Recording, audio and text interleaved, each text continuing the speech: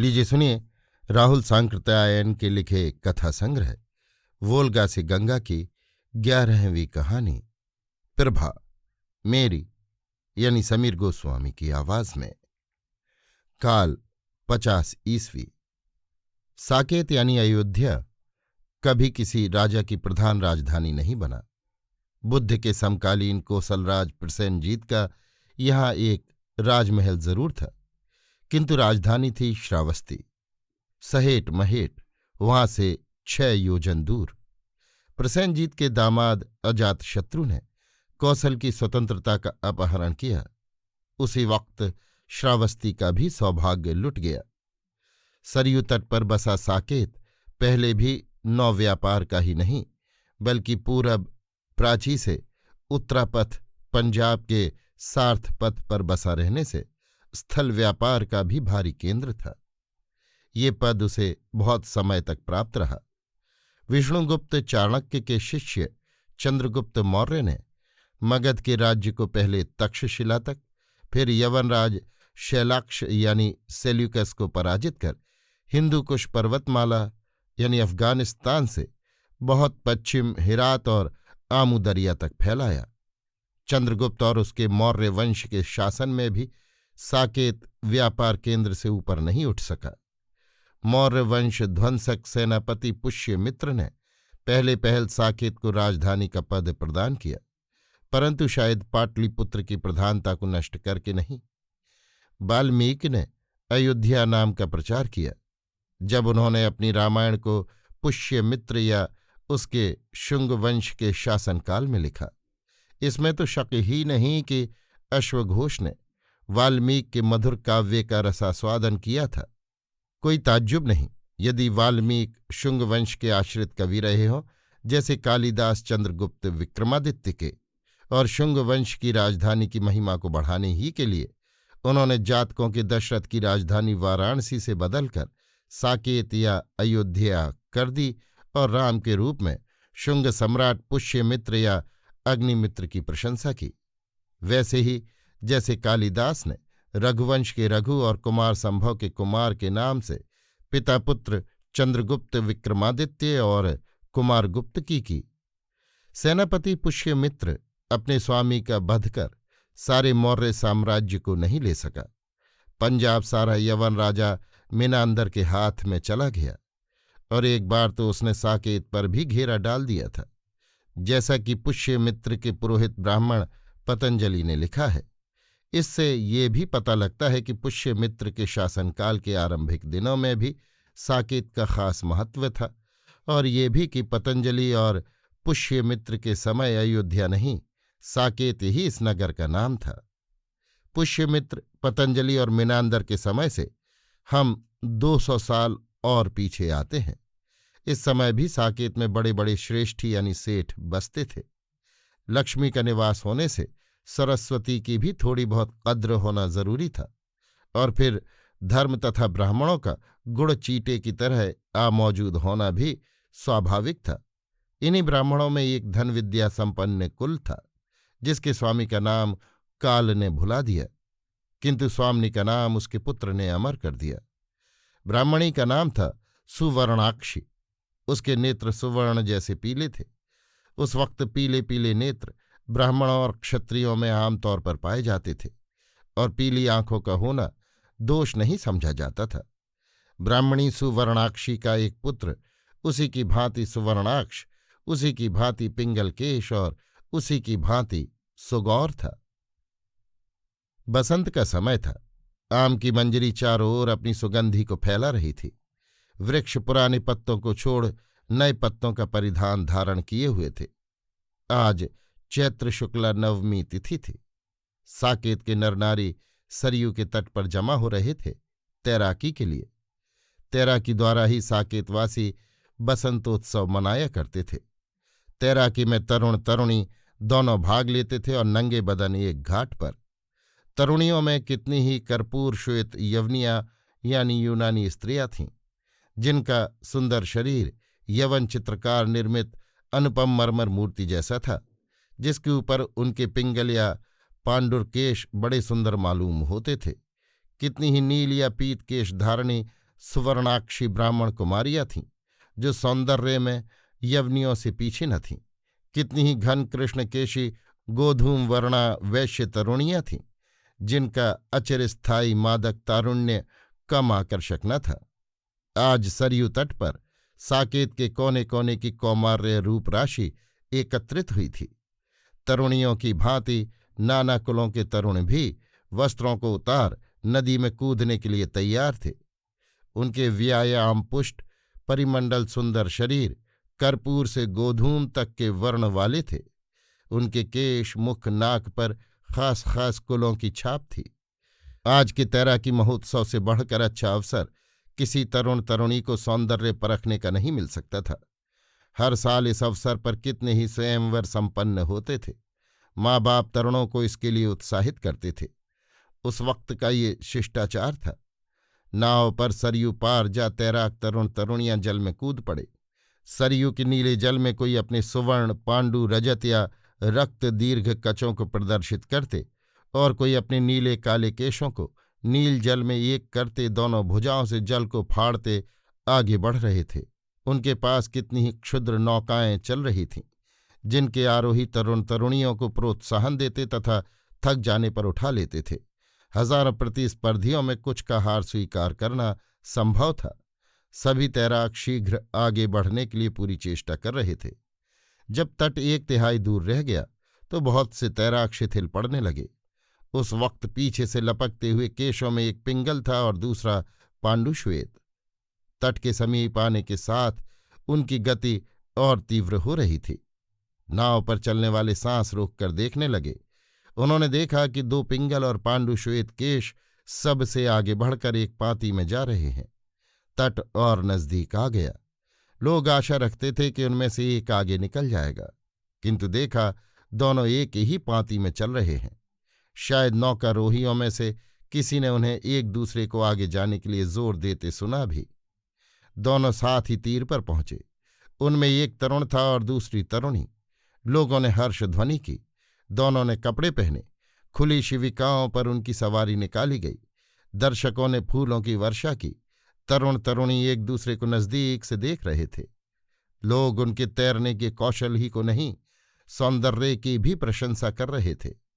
किसी ने पूछा, कुमारी को तो मैं जानता हूं, किंतु तरुण कौन है सौम्य? सुवर्णाक्षी पुत्र अश्वघोष का नाम नहीं सुना? नहीं, मैं अपने पुरोहित के ही कुल को जानता हूं। हम व्यापारी इतना जानने की फुर्सत कहाँ रखते हैं। तीसरे ने कहा, अरे अश्वघोष की विद्या की ख्याति साकेत से दूर दूर तक पहुंच गई है। ये सारे वेदों और सारी विद्याओं में पारंगत है। पहला, लेकिन इसकी उम्र तो 24 से अधिक की न होगी। तीसरा, हाँ, इसी उम्र में, और इसकी कविताएं लोग झूम झूम कर पढ़ते गाते हैं। दूसरा, अरे यही कवि अश्वघोष है जिसके प्रेम गीत हमारे तरुण तरुणियों की जीभ पर रहते हैं। तीसरा, हाँ, ये वही अश्वघोष है। और कुमारी का क्या नाम है सौम्य? पहला, साकेत में हमारे यवन कुल के प्रमुख तथा कौशल के विख्यात सार्थवाह दत्तमित्र की पुत्री प्रभा। दूसरा, तभी तो ऐसी सुंदरता दूसरों में बहुत कम पाई जाती है। देखने में शरीर कितना कोमल मालूम होता है, किंतु तैरने में कितना दृढ़। पहला, इसके माँ बाप दोनों बड़े स्वस्थ बलिष्ठ हैं। नगरोद्यान में जा विशेष सम्मान प्रकट करते हुए लोगों को दोनों तैराकों का परिचय दिया गया और उन दोनों ने भी लज्जावनत सिर से एक दूसरे का परिचय प्राप्त किया। साकेत का पुष्योद्यान सेनापति पुष्यमित्र के शासन का स्मारक था।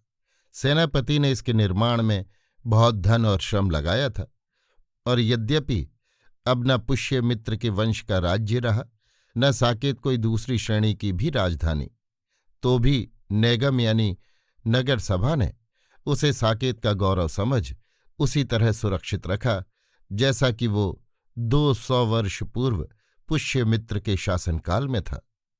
बाग के बीच में एक सुंदर पुष्करणी थी, जिसके नील विशुद्ध जल में पद्म सरोज पुंडरिक आदि नाना वर्णों के कमल खिले तथा हंस मिथुन तैर रहे थे। चारों ओर श्वेत पाषाण के घाट थे, जिनके सोपान स्फटिक की भांति चमकते थे। सरोवर के किनारे पर हरी दूब की काफी चौड़ी मगजी लगी थी, फिर कहीं गुलाब, जूही, बेला आदि फूलों की क्यारियां थीं, और कहीं तमाल, वकुल, अशोक पंक्तियों की छाया, कहीं लता गुल्मों से घिरे पाषाण तल वाले छोटे बड़े लता गृह थे, और कहीं कुमार कुमारियों के कंदुक क्षेत्र। उद्यान में कई पाषाण, मृत्तिका और हरित वनस्पति से आच्छादित रम्य क्रीड़ा पर्वत थे। कहीं कहीं जलयंत्र यानी फव्वारे जल शीकर छोड़ वर्षा का अभिनय कर रहे थे। अपराह्न में अक्सर एक लतागृह के पास साकेत के तरुण तरुणियों की भीड़ देखी जाती। ये भीड़ उनकी होती जो भीतर स्थान न पा सके होते। आज भी वहां भीड़ थी, किंतु चारों ओर नीरवता के साथ।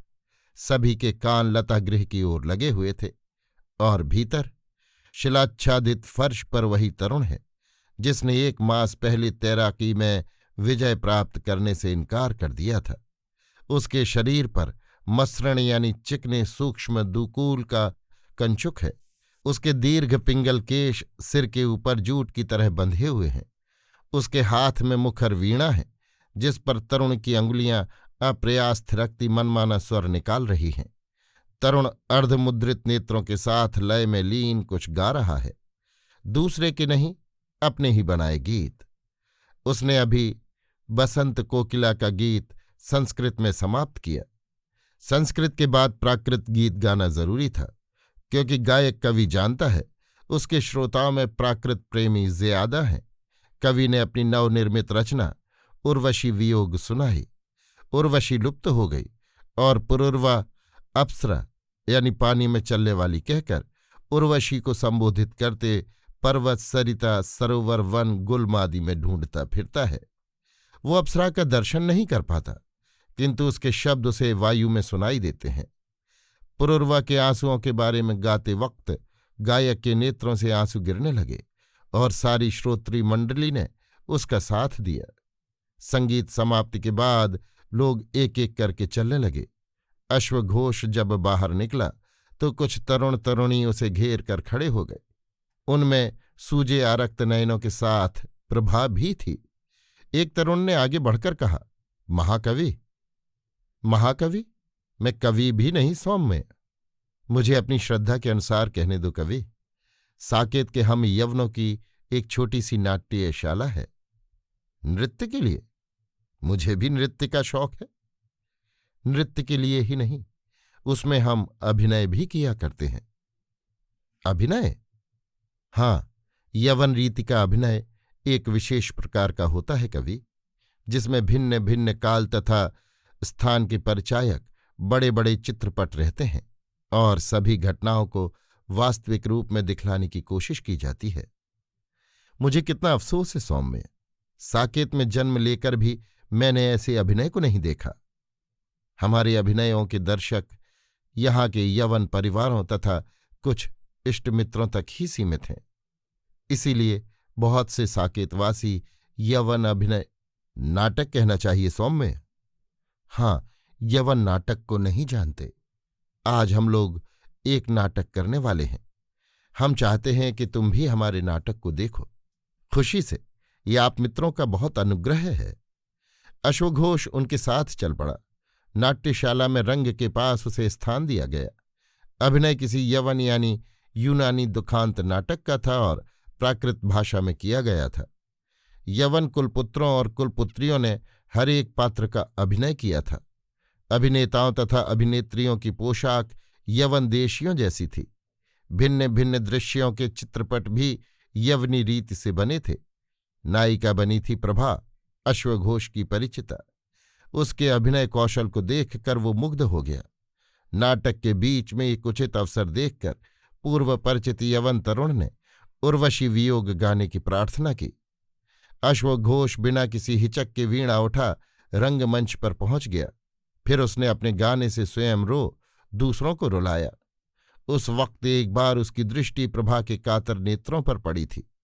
नाटक समाप्त हो जाने पर नेपथ्य में सारे अभिनेता कुमार कुमारियों का कवि से परिचय कराया गया।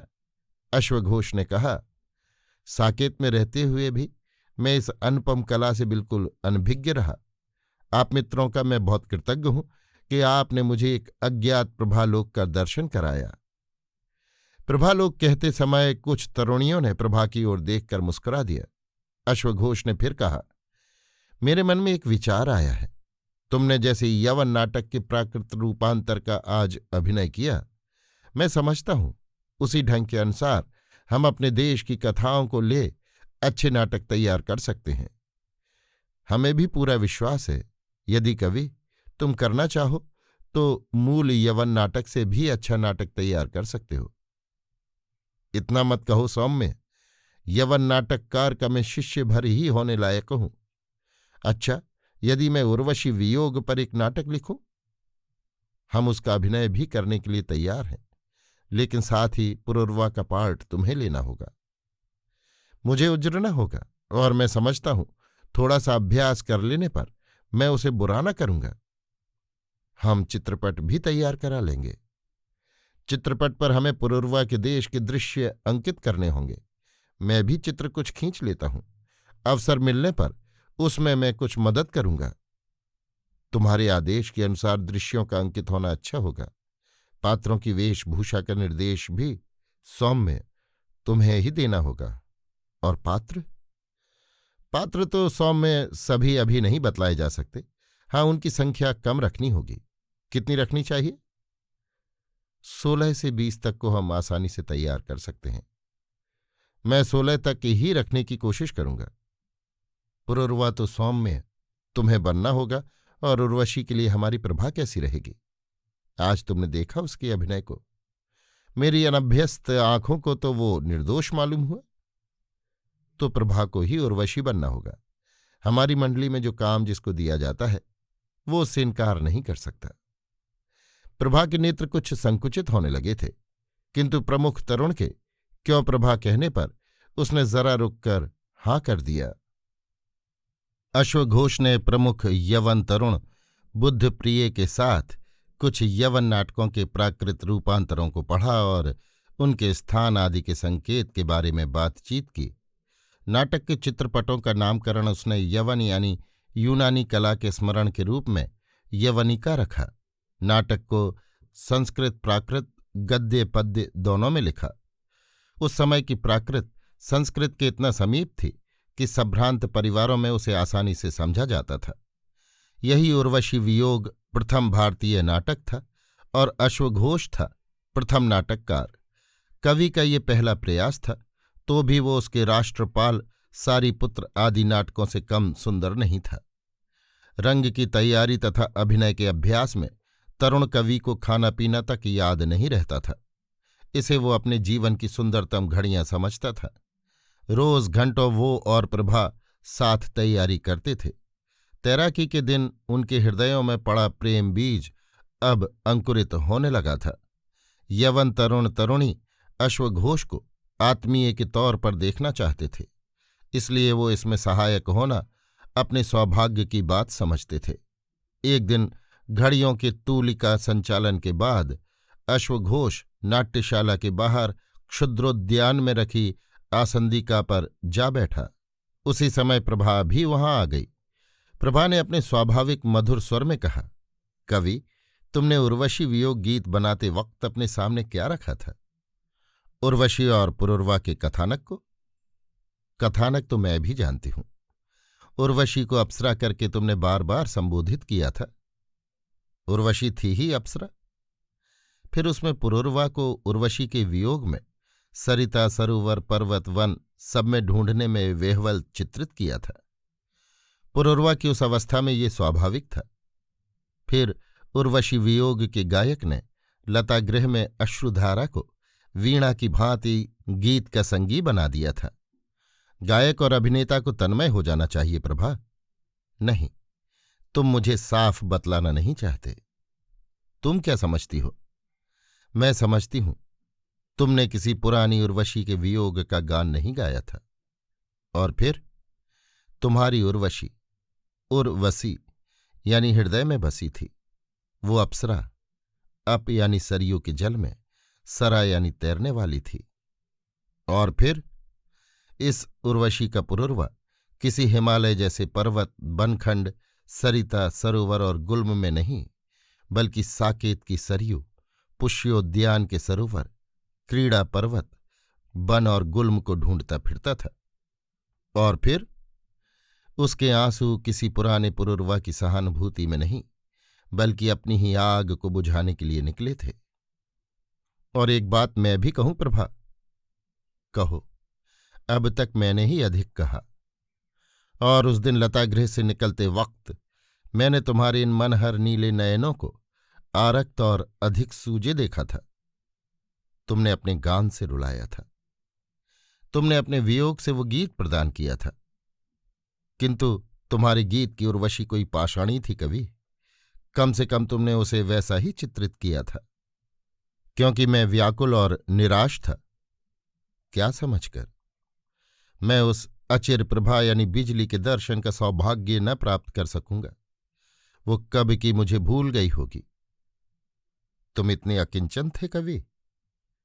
जब तक आत्मविश्वास का कोई कारण न हो, तब तक आदमी अकिंचन छोड़ अपने को और क्या समझ सकता है। तुम साकेत ही नहीं, हमारे इस विस्तृत भूखंड के महिमा प्राप्त कवि हो। तुम साकेत के सरिता तरण के विजेता हो। तुम्हारी विद्या की प्रशंसा हर साकेतवासी की जिह्वा पर है। और नारी की दृष्टि से देखो तो साकेत की सुंदरियां तुम्हें अपनी आंखों का तारा बनाकर रखने को तैयार हैं। किंतु इससे क्या, मेरे लिए तो अपनी उर्वशी सब कुछ थी। मैंने जब 2 सप्ताह उसे नहीं देखा तो जीवन निस्सार मालूम होने लगा। सच कहता हूं प्रभा, मैंने अपने चित्त को कभी इतना निर्बल नहीं पाया था। यदि 1 सप्ताह और न तुम्हें देख पाया होता तो न जाने क्या कर डालता। कवि, तुम इतने स्वार्थी न बनो। तुम अपने देश के शाश्वत गायक हो। तुमसे अभी वो क्या क्या आशा रखता है। तुम्हारे इस उर्वशी वियोग नाटक का जानते हो कितना बखान हो रहा है? मैंने नहीं सुना। पिछले सप्ताह मेरे बंधु एक यवन व्यापारी भरुकच्छ यानी भड़ोंच से यहां आए थे। भरुकच्छ में यवन नागरों की भारी संख्या रहती है। हमारे साकेत के यवन यानी यूनानी तो हिंदू हो गए हैं, किंतु भरुकच्छ वाले अपनी भाषा को भूले नहीं हैं। भरुकच्छ में यवन देश से व्यापारी और विद्वान आया करते हैं। हमारे ये बंधु यवन साहित्य के बड़े मर्मज्ञ हैं।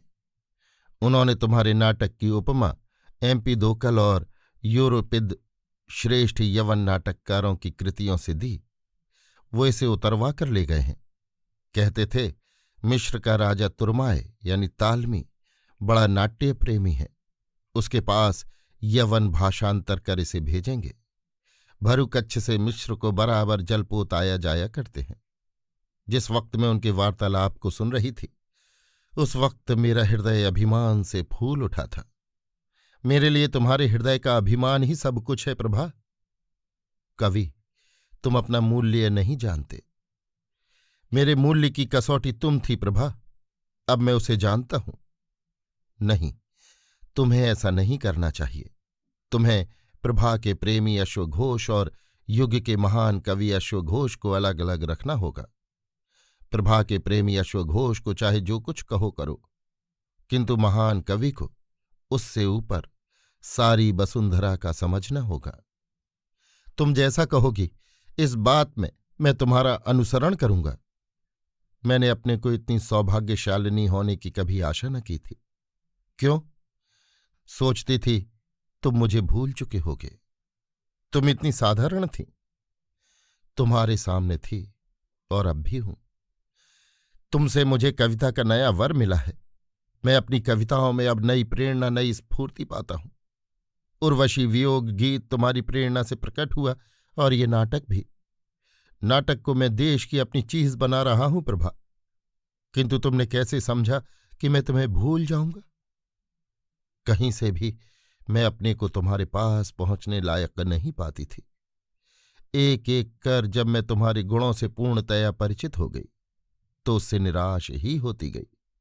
साकेत की एक से एक सुंदरियों को मैंने तुम्हारे नाम पर बावली होते देखा, इससे भी आशा नहीं हो सकती थी। फिर सुना तुम उच्च कुल के ब्राह्मण हो। यद्यपि मैं ब्राह्मणों के बाद उच्च स्थान रखने वाले राजपुत्र यवन की कन्या हूं, तो भी कुलीन ब्राह्मण जो माता पिता की 7 पीढ़ियों तक की छानबीन किए बिना ब्याह नहीं करता, कैसे मेरे प्रेम का स्वागत करेगा। मुझे खेद है प्रभा, जो अश्वघोष ने तुम्हारे चित्त को इस तरह दुखाया। तो तुम प्रभा। कहते कहते वो रुक गई। अश्वघोष ने प्रभा के वाष्पपूर्ण नेत्रों को चूम कंठ से लगाकर कहा, प्रभा, अश्वघोष सदा तुम्हारा रहेगा, काल भी तुम्हें उससे पराई नहीं बना सकता। प्रभा के नेत्रों से छल छल आंसू बह रहे थे और अश्वघोष कंठ से लगाए उसके आंसुओं को पोंछ रहा था। उर्वशी वियोग बहुत अच्छा खेला गया और एक से अधिक बार। साकेत के सभी संभ्रांत नागरिकों ने उसे देखा। उन्हें कभी ख्याल भी न था कि अभिनय की कला इतनी पूर्ण, इतनी उच्च हो सकती है। अश्वघोष ने अंतिम यवनिकापात के समय कई बार दोहराया था कि मैंने सब कुछ यवन रंगमंच से लिया है, किंतु उसके नाटक इतने स्वभूमिज थे कि कोई उन पर किसी प्रकार के विदेशी प्रभाव की गंध भी नहीं पाता था। जिस तरह अश्वघोष के संस्कृत प्राकृत गीत और कविताएं साकेत और कोसल की सीमा पार कर गए थे, उसके नाटक उससे भी दूर तक फैल गए थे। उज्जैनी, दशपुर, सुप्पारक, भरुकच्छ, शाकला यानी सियालकोट, तक्षशिला, पाटलिपुत्र जैसे महानगरों में, जहाँ की यवनों की काफी संख्या और उनकी नाट्यशालाएं थीं, उसके नाटक रंगमंच पर बहुत जल्द पहुंचे और फिर सारे ही सामंतों और व्यापारियों में वो बहुत प्रिय हुए। प्रभा के माता पिता अश्वघोष को योग्यतम जामाता मानने के लिए तैयार थे। अश्वघोष का रंगमंच पर अभिनय और यवन कन्या से प्रेम उसके माता पिता से छिपा नहीं रह सकता था। इसे सुनकर पिता खास तौर से चिंतित हुए। ब्राह्मण ने सुवर्णाक्षी को पहले समझाने के लिए कहा। माता ने जब कहा कि हमारे ब्राह्मण कुल के लिए ऐसा संबंध अधर्म है, तब ब्राह्मणों के सारे वेद शास्त्रों के ज्ञाता अश्वघोष ने माँ को पुराने ऋषियों के आचरणों के सैकड़ों प्रमाण दिए, जिनमें से कुछ को पीछे उसने अपनी वज्रच्छेदिका में जमा किया, जो आज भी वज्रच्छेदिकोपनिषद के नाम से उपनिषद गुटका में सम्मिलित है।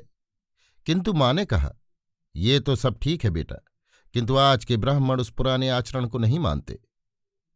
तो ब्राह्मणों के लिए मैं एक नया सदाचार उपस्थित करूंगा। माँ अश्वघोष की युक्तियों से संतुष्ट नहीं हो सकती थी, किंतु जब उसने कहा कि प्रभा और मेरे प्राण अलग नहीं रह सकते, तो वो पुत्र के पक्ष में हो गई और बोली, पुत्र, मेरे लिए तू ही सब कुछ है। अश्वघोष ने एक दिन प्रभा को माँ के पास भेजा।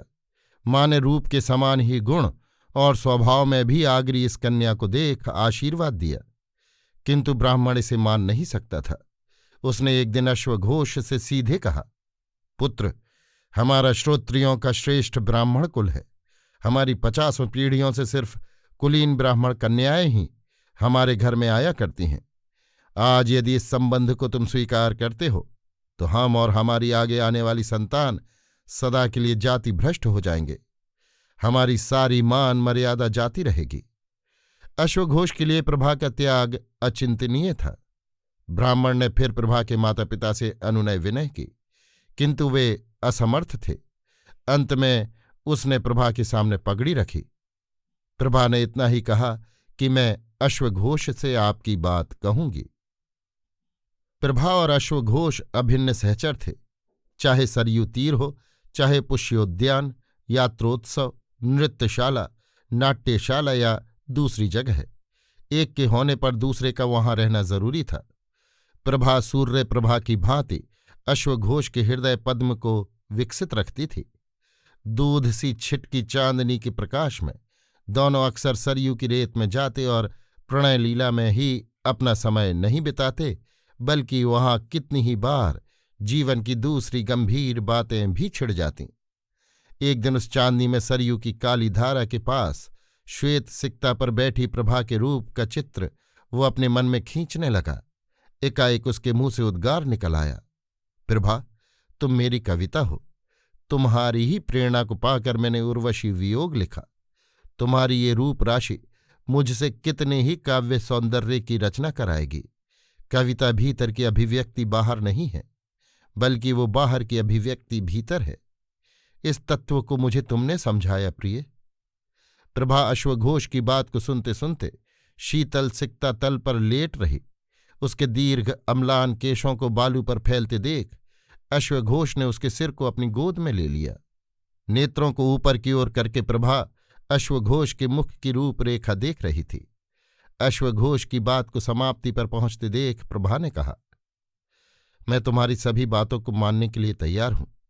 काव्य वस्तुतः साकार सौंदर्य से प्रेरित हुए बिना पूर्ण नहीं होता।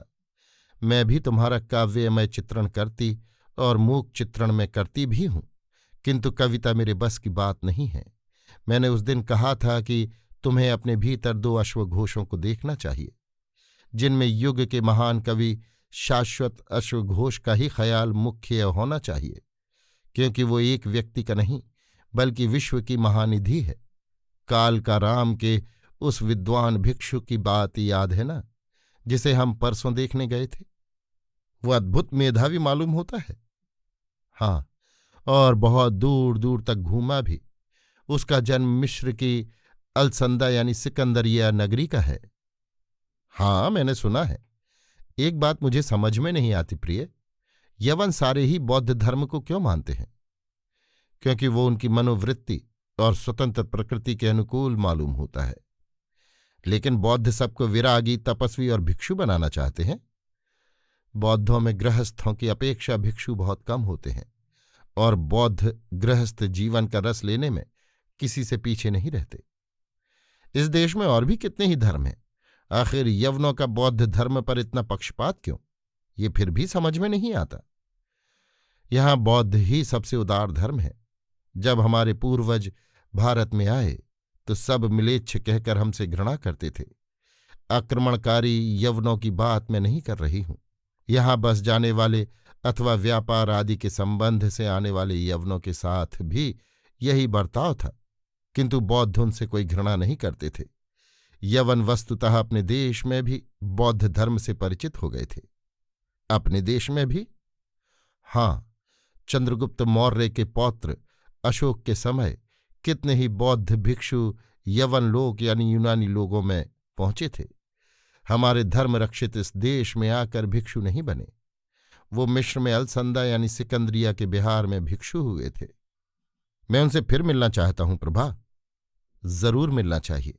वो तुम्हें और गंभीर बातें बतलाएंगे, बौद्ध धर्म के बारे में ही नहीं, यवन दर्शन के बारे में भी। यवन भी दार्शनिक हुए हैं। अनेक महान दार्शनिक, जिनके बारे में भदंत धर्म रक्षित तुम्हें बतलाएंगे। किंतु प्रिय, कहीं बौद्ध दर्शन सुन प्रभा से वैराग्य न कर लेना। कह प्रभा ने अपनी बाहों में अश्वघोष को बांध लिया, मानो उसे कोई छीने लिए जा रहा हो। कुछ बातें तो कालका राम की मुझे भी बहुत आकर्षक मालूम हुई। ख्याल आता था यदि हमारा सारा देश कालका राम जैसा होता। प्रभा ने बैठकर कहा, नहीं प्रिय, कहीं तुम मुझे छोड़कर कालका राम में न चले जाना। तुम्हें छोड़ जाना जीते जी? असंभव प्रिय। मैं कह रहा था वहां की भेदभाव शून्यता के बारे में। देखो, वहां यवन धर्म रक्षित पार्शव यानी पर्सियन, सुमन जैसे देश देशांतरों के विद्वान भिक्षु रहते हैं, और साथ ही हमारे देश के ब्राह्मण से चंडाल तक सारे कुलों के भिक्षु एक साथ रहते हैं, एक साथ खाते पीते और एक साथ ज्ञान अर्जन करते हैं। कालका राम के उन बूढ़े काले काले भिक्षु का क्या नाम है? महास्थविर धर्मसेन। वो साकेत के सभी विहारों के भिक्षुओं के प्रधान हैं। सुना है उनका जन्म कुल चंडाल है, और उनके सामने मेरे अपने चचा भिक्षु शुभगुप्त उकड़ू बैठ प्रणाम करते हैं। ख्याल करो, कहाँ शुभगुप्त एक समृद्ध श्रोत्रिय ब्राह्मण कुल के विद्वान पुत्र, और कहाँ चंडाल पुत्र धर्मसेन। किंतु महास्थविर धर्मसेन भी बड़े विद्वान हैं। मैं ब्राह्मणों के धर्म की दृष्टि से कहता हूं प्रभा, क्या उनका बस चलता तो धर्मसेन मनुष्य भी बन सकते थे? देवता बनकर पूजित होने की तो बात ही और। बुद्ध ने अपने भिक्षु संघ को समुद्र कहा है। उस संघ में जो भी जाता है वो नदियों की भांति नाम रूप छोड़ समुद्र बन जाता है। और बौद्ध गृहस्थ भी प्रिय वैसा ही क्यों नहीं करते? बौद्ध गृहस्थ देश के दूसरे गृहस्थों से छिन्न भिन्न होकर रह नहीं सकते। आखिर उनके ऊपर परिवार का बोझ होता है। मैं तो बहुत अच्छा समझता यदि कालकाराम के भिक्षुओं की भांति सारे पुर और जनपद यानी देहात के लोग भेद शून्य हो जाते। ना कोई जाति का भेद होता, ना कोई वर्ण का। एक बात मैंने तुमसे नहीं कही प्रिय।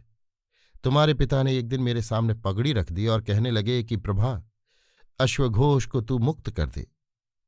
गोया तुम्हारे मुक्त करने पर वो अपने पुत्र को पा सकेंगे। तुमने क्या कहा प्रभा? मैंने कहा, आपकी बात मैं अश्वघोष से कहूंगी। और तुमने कह दिया, मुझे ब्राह्मणों के पाखंडों से अपार घृणा है। घृणा से सारा गात्र जलता है। एक ओर वो कहते हैं कि हम अपने वेद शास्त्र को मानते हैं। मैंने बड़े परिश्रम और श्रद्धा से उनकी सारी विद्याएं पढ़ीं, किंतु वो क्या मानते हैं मुझे तो कुछ समझ में नहीं आता। शायद वो केवल अपने स्वार्थ को मानते हैं। जब किसी बात को उनके पुराने ऋषियों के वचनों से निकाल कर दिखलाओ तो कहते हैं, इसका आजकल रिवाज नहीं है। रिवाज को ही मानो या ऋषि वाक्यों को ही।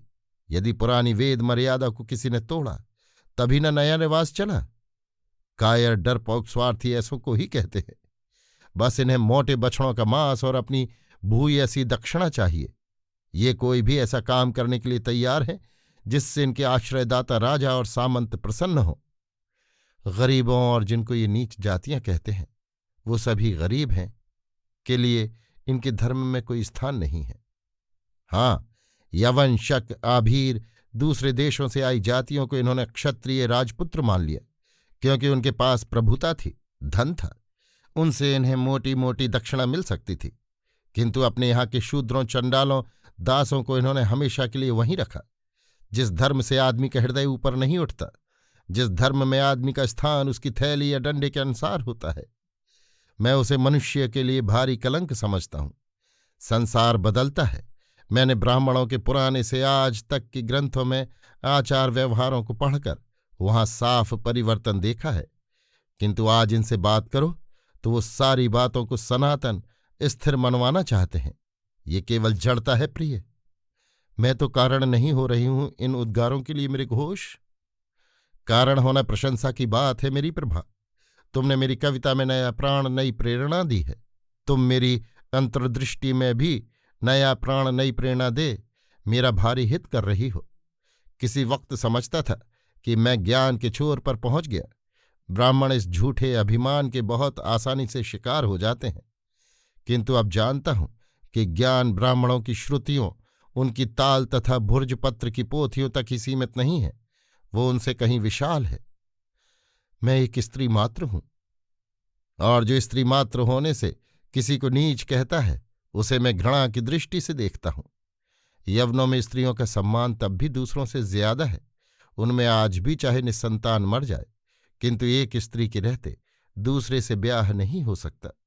और ये ब्राह्मण 100 ब्याह कराते फिरते हैं सिर्फ दक्षिणा के लिए। छी, मैं खुश हूं जो कोई यवन ब्राह्मण धर्म को नहीं मानता। बौद्ध होने पर भी पूजा पाठ के लिए हमारे यहां ब्राह्मण आते हैं। जब उन्होंने अपने स्वार्थ के लिए यवनों को क्षत्रिय स्वीकार कर लिया है तो उतना क्यों नहीं करेंगे। दक्षिणा की जो बात ठहरी, तो क्या मैं तुम्हारे ब्राह्मणत्व के अभिमान को दूर करने में कारण तो नहीं बनी? बुरा नहीं हुआ। यदि ब्राह्मण अभिमान मुझमें और तुम में भेद डालना चाहता है तो वो मेरे लिए तुच्छ, घृणास्पद वस्तु है। ये जानकर मुझे कितनी खुशी है कि तुम मुझे प्रेम करते हो घोष। अंतस्तम से प्रिय, तुम्हारे प्रेम से वंचित अश्वघोष निष्प्राण जड़ रह जाएगा। तो मेरे प्रेम का पुरस्कार, वरदान भी देना चाहते हो? उसी एक प्रेम को छोड़कर सब कुछ। मेरा प्रेम यदि मेरे शाश्वत अश्वघोष, युग के महान कवि अश्वघोष को जरा भी हानि पहुंचा सका तो उसे धिक्कार है। साफ कहो प्रिय, प्रेम में मैं बाधा नहीं डालना चाहती, किंतु मैं उसे तुम्हारे शाश्वत निर्माण में सहायक देखना चाहती हूं। और यदि मैं ना रही। अश्वघोष ने विक्षिप्त की भांति खड़े हो प्रभा को उठाकर जब दृढ़तापूर्वक अपनी छाती और गले से लगाया तो प्रभा ने देखा उसके गाल भीगे हुए हैं। वो अश्वघोष को बार बार चूमती और बार बार दोहराती रही, मेरे घोष।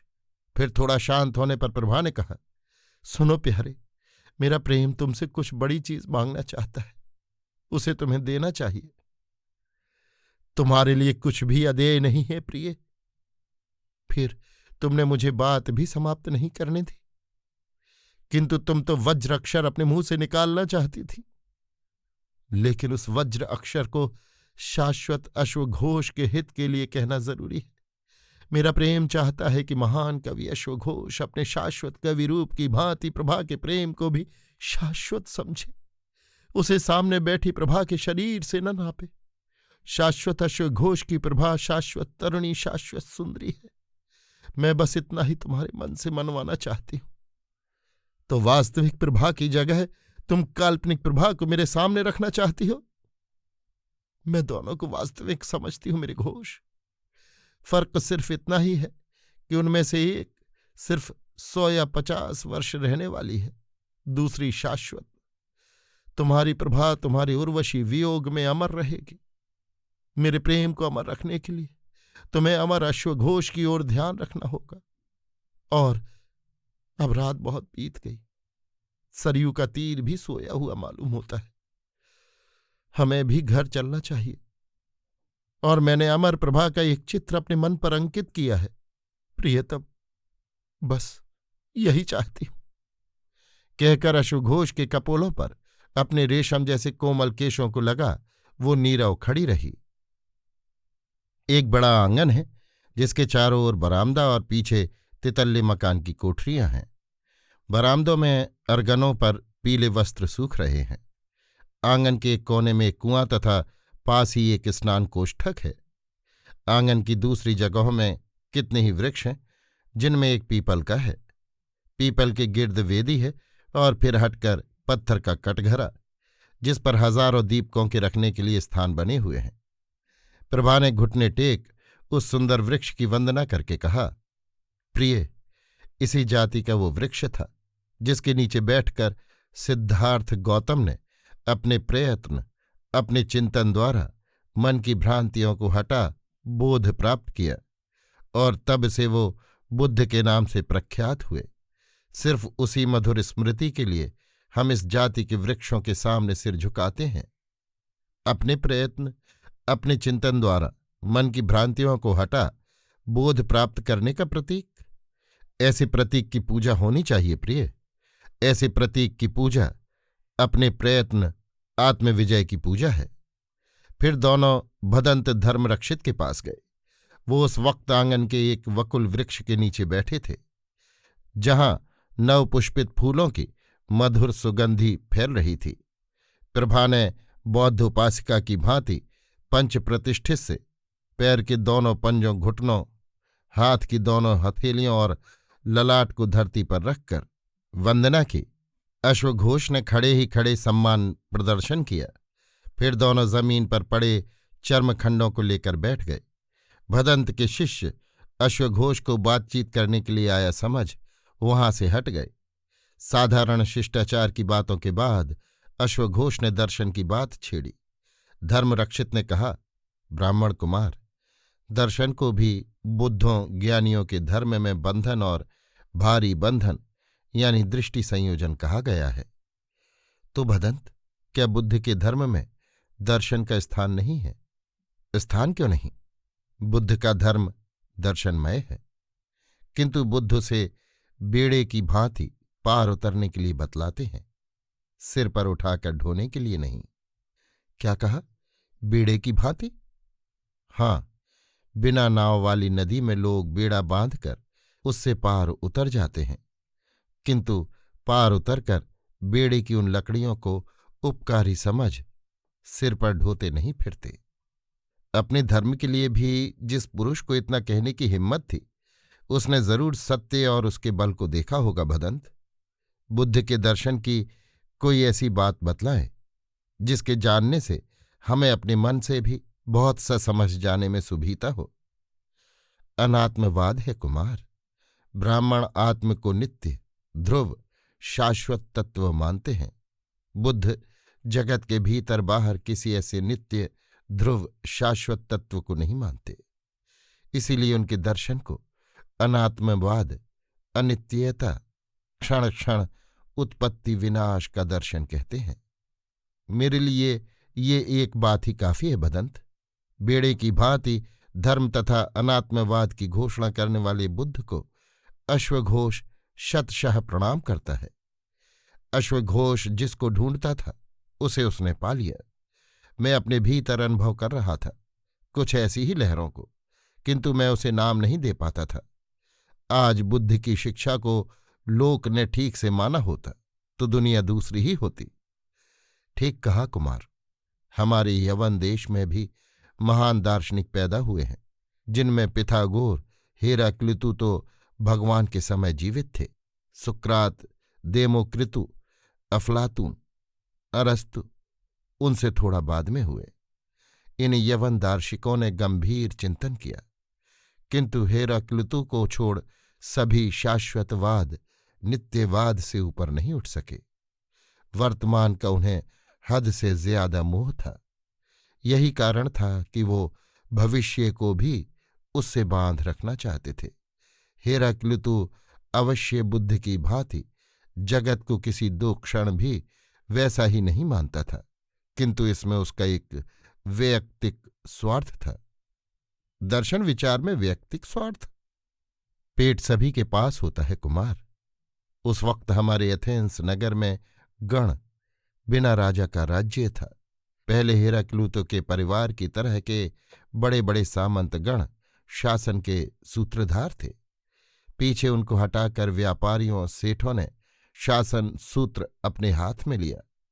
इस अवस्था से हेराक्लितु असंतुष्ट था। वो परिवर्तन चाहता था, किंतु आगे जाने के लिए नहीं, बल्कि पीछे की ओर लौटने के लिए। हमें परिवर्तन चाहिए, किंतु आगे बढ़ने के लिए, पीछे लौटने के लिए नहीं। मैं समझता हूं भदंत, अतीत मुर्दा है। बिल्कुल ठीक कहा कुमार। बुद्ध परिवर्तन चाहते थे और बेहतर जगत को लाने के लिए।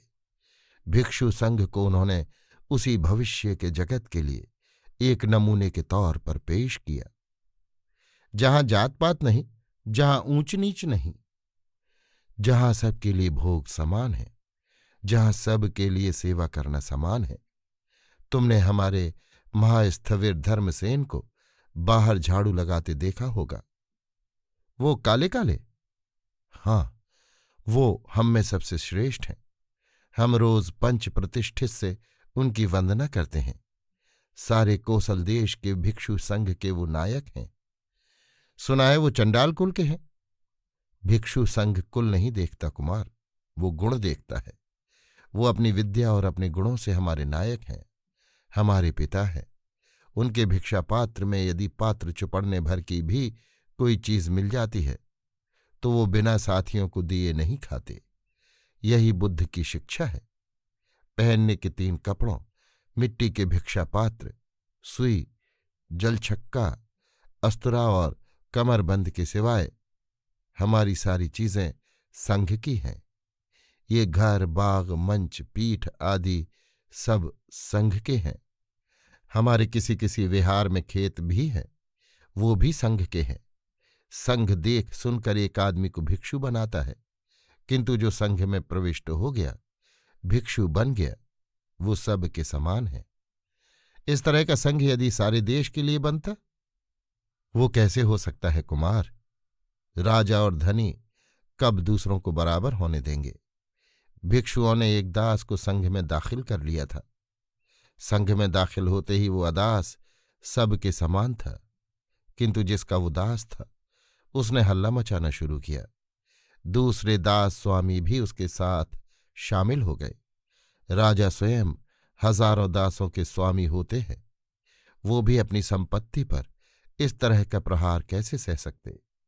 बुद्ध क्या करते? उन्होंने वचन दिया कि आगे से संघ दास को अपने भीतर नहीं लेगा। हमारा संघ विषमतापूर्ण समुद्र में एक छोटा सा द्वीप है, इसीलिए वो सुरक्षित नहीं है। जब तक कि संसार में इस तरह की गरीबी, इस तरह की दास्ता है। शरद की पूनो थी। शाम से ही चंद्रमा का थाल पूर्व क्षितिज पर उग आया था, और जैसे जैसे क्षितिज पर फैली सूर्य की अंतिम लाल किरणें आकाश छोड़ रही थीं, वैसे ही वैसे चंद्रमा की शीतल श्वेत किरणें प्रसरित हो रही थीं। अश्वघोष अब अधिकतर प्रभा के घर पर रहा करता था। दोनों छत पर बैठे थे। उसी समय प्रभा ने कहा, प्रियतम, मुझे सरयू की लहरें बुला रही हैं।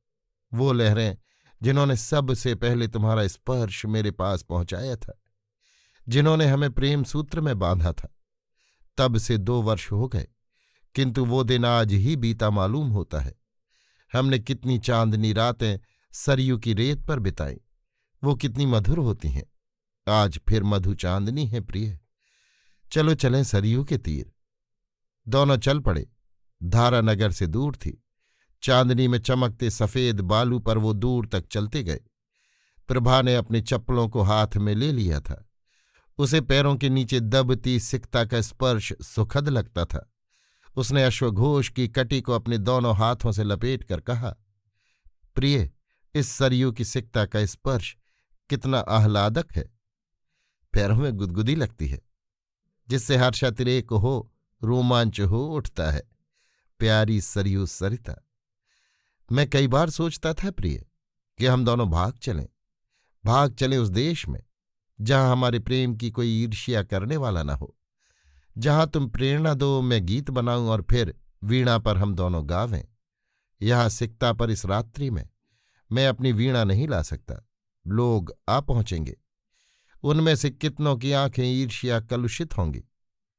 प्रिय, बुरा न मानना, मैं कभी कभी सोचती हूं, जब मैं न रही। अश्वघोष ने बाहों में कसकर प्रभा को छाती से लगा लिया और कहा, नहीं प्रिय, कदापि नहीं। हम इसी तरह रहेंगे।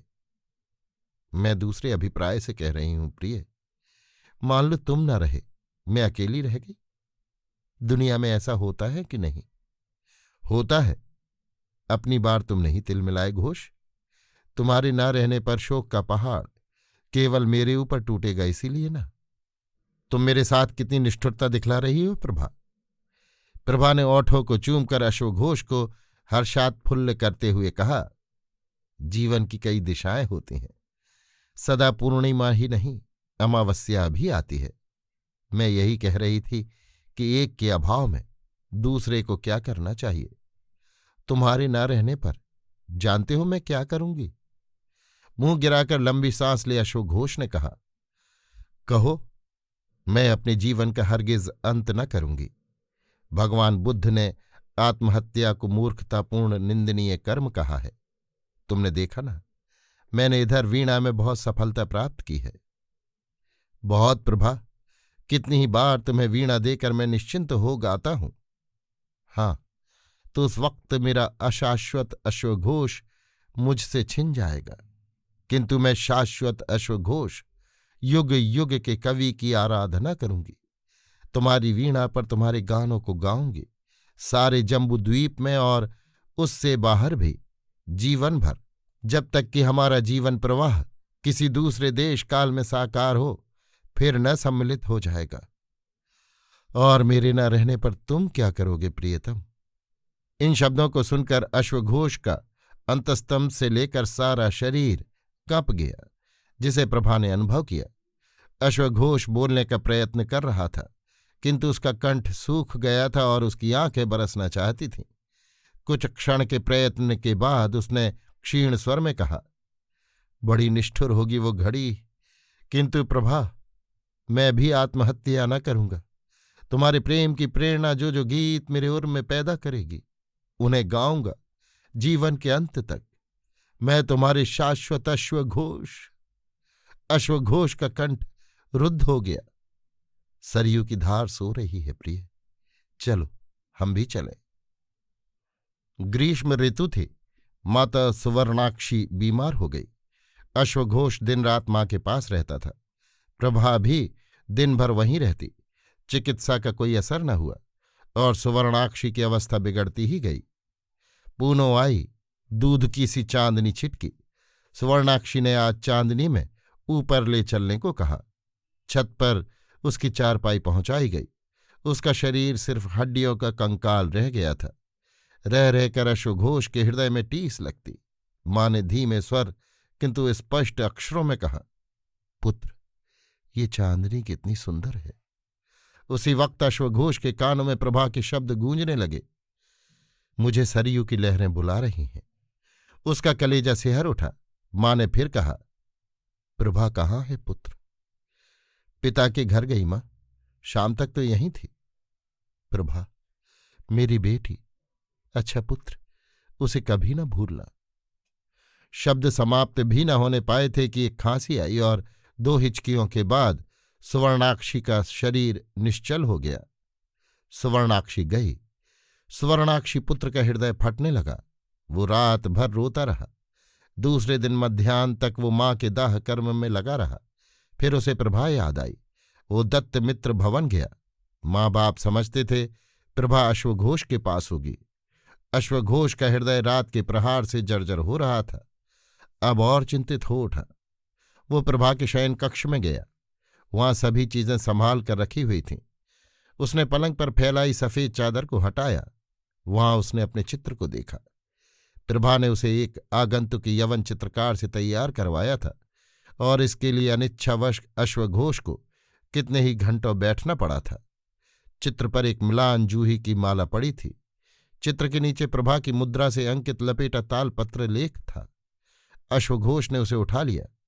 रस्सी के बंधन पर मुहर लगी काली मिट्टी अभी सूखी न थी। अश्वघोष ने रस्सी को काटकर प्रभा की मुहर लगी मिट्टी को रख लिया। लंबे पत्ते को फैलाने पर प्रभा के सुंदर अक्षरों में वहां 5 पंक्तियां थीं। प्रियतम, प्रभा विदाई ले रही है। मुझे सरयू की लहरों ने बुलाया है। मैं जा रही हूं।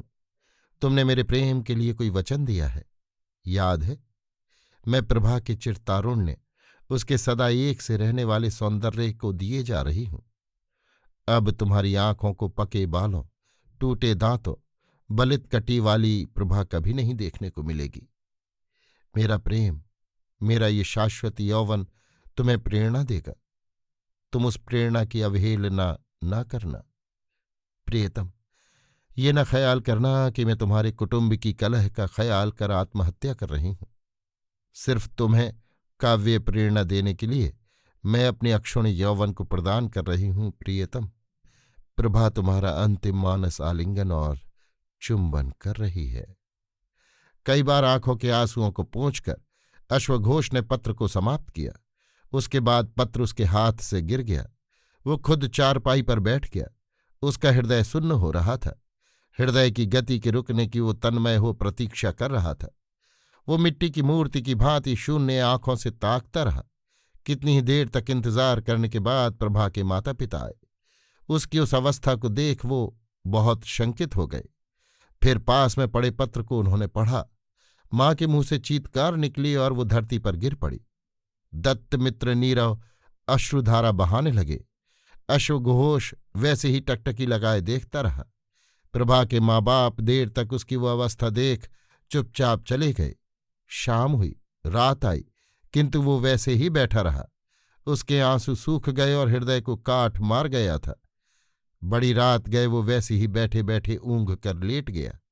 सवेरे जब प्रभा की माँ आई तो देखा कि अश्वघोष प्रकृतिस्थ हो किसी चिंता में बैठा है। माँ ने पूछा, मन कैसा है? माँ, अब मैं बिल्कुल ठीक हूं। प्रभा ने जो काम मुझे सौंपा है अब मैं वही करूंगा। मैंने नहीं समझा था, किंतु प्रभा जानती थी। वो मेरे कर्तव्य को बतला गई है। आत्महत्या नहीं, प्रभा ने आत्मदान दिया। हां, उस आत्मदान को आत्महत्या में बदलना मेरे हाथ में है, किंतु मैं ऐसा कृतघ्न नहीं हो सकता। मां ने अश्वघोष के भाव को समझा। अश्वघोष उठ खड़ा हुआ। मां ने देखकर पूछा, कहाँ चले बेटा? भदंत धर्मरक्षित से मिलना चाहता हूं और सरयू को देखना भी। भदंत धर्मरक्षित नीचे बैठे और सरयू देखने मैं भी चलूंगी। कहते कहते उसका गला भर आया। अश्वघोष ने नीचे जा भदंत धर्मरक्षित की पंच प्रतिष्ठित से वंदना करके कहा, भंते, मुझे अब संघ में शामिल कीजिए। वत्स, तुम्हारा शोक दारुण है। दारुण है, किंतु मैं उसके कारण नहीं कह रहा हूं। प्रभा ने मुझको इसके लिए तैयार किया है। मैं जल्दी नहीं कर रहा हूं। तो भी तुम्हें कुछ दिन ठहरना होगा। संघ इतनी जल्दी नहीं करेगा। मैं प्रतीक्षा करूंगा भंते, किंतु संघ की शरण में रहकर। पहले तुम्हें अपने पिता से आज्ञा लेनी होगी। माता पिता की आज्ञा के बिना संघ किसी को भिक्षु नहीं बनाता। तो मैं आज्ञा लेकर आऊंगा। अश्वघोष घर से निकला। माँ उसके स्वस्थ मस्तिष्क जैसे वचन सुनकर भी शंकित हृदया थीं, इसलिए वो भी पीछे पीछे चली। सरयू पर नाव कर दोनों ने दिन भर नीचे की ओर धार को ढूंढा, किंतु कुछ पता नहीं मिला। अगले दिन और नीचे गए, किंतु कहीं कुछ न था। अश्वघोष ने घर जा पिता से भिक्षु होने के लिए आज्ञा मांगी, किंतु इकलौते बेटे को वो क्यों आज्ञा देने लगा। फिर उसने कहा, मैं माँ और प्रभा के शोक से पीड़ित हो ऐसा नहीं कर रहा हूं तात। मैंने अपने जीवन के लिए जो कार्य चुना है उसका यही रास्ता है। तुम देख रहे हो मेरे स्वर, मेरी चेष्टा में किसी प्रकार के चित्त विकार की छाप नहीं है। मुझे इतना ही कहना है। यदि मुझे जीवित रखना चाहते हो तो आज्ञा दे दो तात। अच्छा, तो कल शाम तक सोचने का अवसर दो। मैं 7 दिन तक इंतजार कर सकता हूं तात। दूसरे दिन शाम को पिता ने आंखों में आंसू भरकर भिक्षु बनने की आज्ञा दे दी। साकेत के आर्य सर्वास्तिवाद संघ ने अश्वघोष को भिक्षु बनाया।